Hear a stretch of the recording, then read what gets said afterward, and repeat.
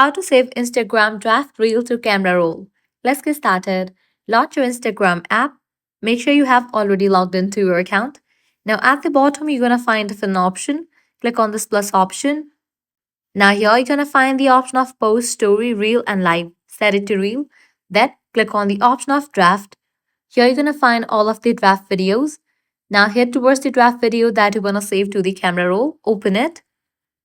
Now click on the option of edit given at the top right. From here, you are able to make changes to your video. You can edit it. After you are done, click on this drop down. Now scroll to the right. You're going to find this download icon at the very end. Click on it. With that, the video has been downloaded to the camera roll. You can close this and check. But unfortunately, the audio won't be downloaded. Only the video will be downloaded.